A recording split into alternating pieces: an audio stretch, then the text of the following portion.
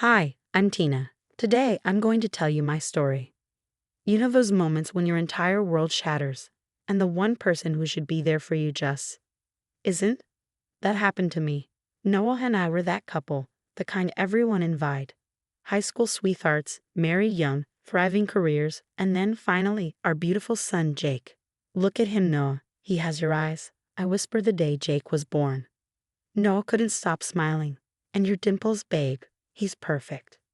He held Jake like he was made of glass, as if the slightest pressure might break him.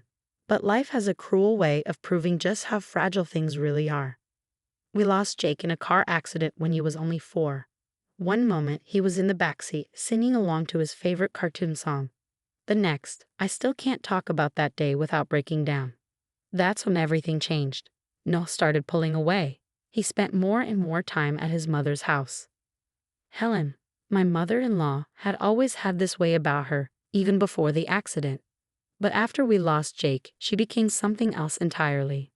Noah, sweetie, your mother needs you right now. She's not handling Jake's passing well, she'd say, her voice laced with just the right amount of vulnerability. Mom, I'll be right there. And just like that, he'd leave. Again. One night, I tried to reach him. Noah, I need you too. We should be grieving together. He sighed, rubbing his temples. Tina, you don't understand. Mom's all alone in that big house. She keeps having these anxiety attacks about Jake. And what about my anxiety attacks? My sleepless nights? That's different. You have your friends, your sister. Mom only has me. Helen knew exactly what she was doing. I overheard her on the phone with Noah once. A mother's love is different, sweetheart. A wife can move on, find someone else. But a mother? We carry that pain forever. And the worst part, Noah believed her. Every word, every manipulation, every guilt trip. I think your mom needs grief counseling, I suggested one day. His jaw tensed. Don't start, Tina. Mom's dealing with this in her own way. She needs family, not strangers. And what about what I need? No. He grabbed his keys without looking at me. Mom's expecting me for dinner. Don't wait up. That was when my best friend, Ivy, finally said what I had been too afraid to admit. Tina, honey, when was the last time Noah spent a full day with you? I had to think about it. Actually think about it. I don't remember. And how often is he at Helen's? Every day. Sometimes he even sleeps there. Ivy reached across the table, squeezing my hand. This isn't normal, Tina. You lost Jake too. You're his wife. You should be his priority. Her words snapped something in me. For the first time since Jake's death, I saw things clearly. How Helen had worked, systematically, methodically, to pull Noah away from me. How she had weaponized grief. And how my husband had chosen his mother over his grieving wife. But the final blow came on a Sunday night. Helen had invited both of us for dinner, which was unusual. She usually only invited Noah, claiming she wasn't up for company. Noah, could you help me in the kitchen? Helen's sugary sweet voice made my skin crawl. I followed them quietly, lingering just outside the door. Honey, I'm worried about Tina, Helen whispered. She's not handling Jake's passing like a mother should. Always so composed, it's not natural. My heart stopped. Not natural. I had cried myself to sleep for months, alone, while Noah comforted his mother. Mom, Tina is just different. Everyone grieves differently. Different isn't always good, sweetie, Helen murmured. A real mother would be devastated, unable to function. Look at me, I can barely get through the day without you. But Tina, she's at work, meeting friends. It's like she's already moving on from our Jake. I waited for Noah to defend me, to tell his mother that I cried in the shower so no one would hear, that I still couldn't look at Jake's photos without breaking down, that I kept his favorite stuffed dinosaur under my pillow. But Noah said nothing. You need someone strong, Noah. Someone who can support you through this. Tina, she's just not strong enough for you. That's when I stepped into the room. Helen's false concern. Noah's guilt. The sight of them together made my stomach churn. Not strong enough. My voice was eerily calm. Let me tell you what's not strong, Helen. Manipulating your son away from his grieving wife isn't strong. Using our dead child as a weapon isn't strong. Tina. Noah took a hesitant step toward me, but I held up a hand. No, Noah, I'm done. While you've been here, playing the devoted son. I've been alone. Completely alone. Did you know I had to pack up Jake's room by myself? That I handled his preschool memorial alone? That I've been going to grief counseling alone for months? Helen clutched her chest dramatically. Noah, she's attacking me. After everything, everything. Everything, Helen. My voice didn't waver. Everything you've done to drive a wedge between us? To make sure Noah stays your little boy instead of being my husband. Later that night, I called Ivy. My hands were still shaking. He just stood there, Ivy. While his mother basically called me a bad mom because I'm trying not to fall apart completely. Oh, honey. What are you going to do? I exhaled slowly. I don't know. I can't keep living like this. It's like I lost both Jake and Noah, but Noah chose to leave. There was a pause, then Ivy's voice shifted, thoughtful. You know what's crazy? Helen only acts like this when there's an audience, when she's trying to prove something. And that's when it hit me. Helen's grief wasn't just grief. It was calculated. Every tear, every sigh, every moment of fragile sadness, she performed it. For Noah, for control. Ivy, I think I have an idea.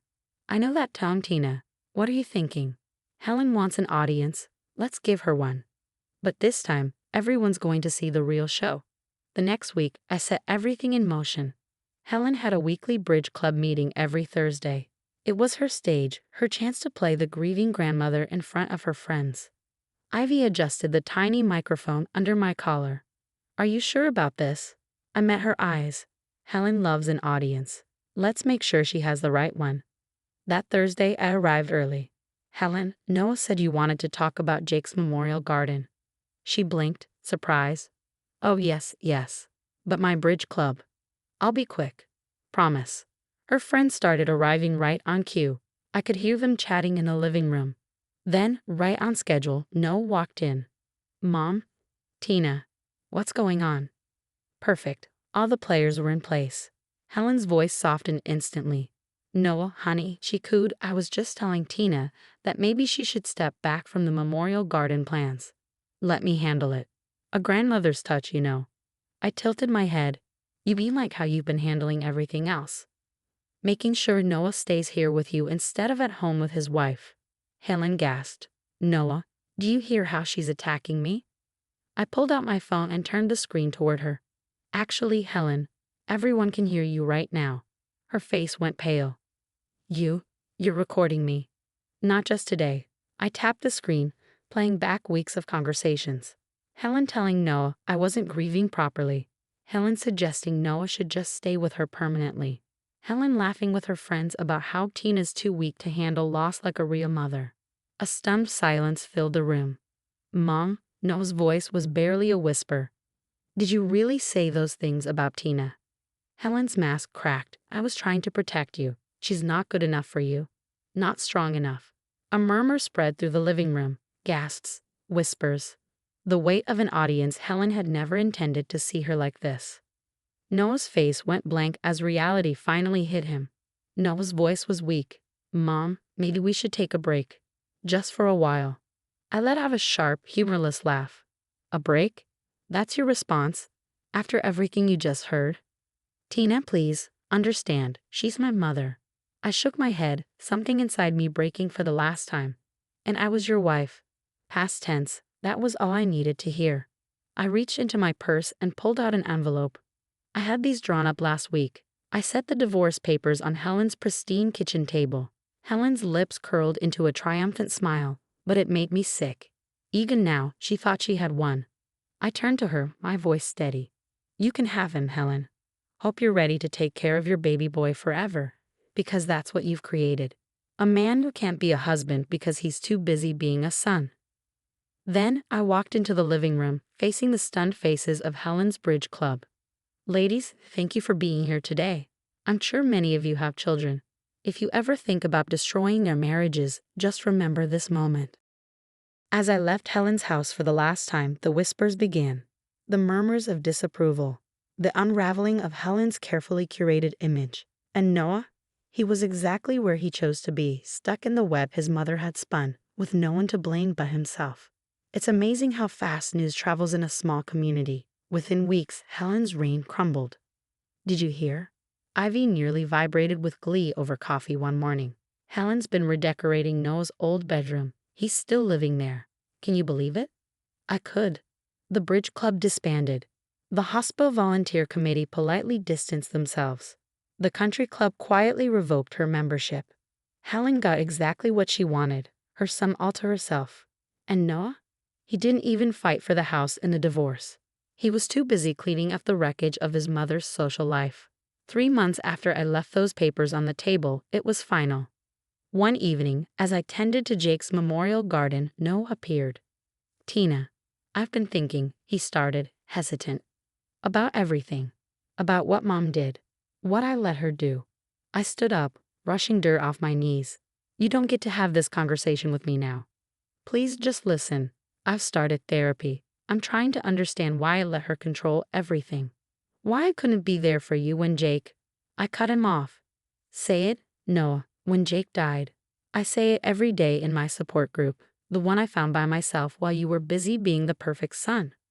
Pain flickered across his face.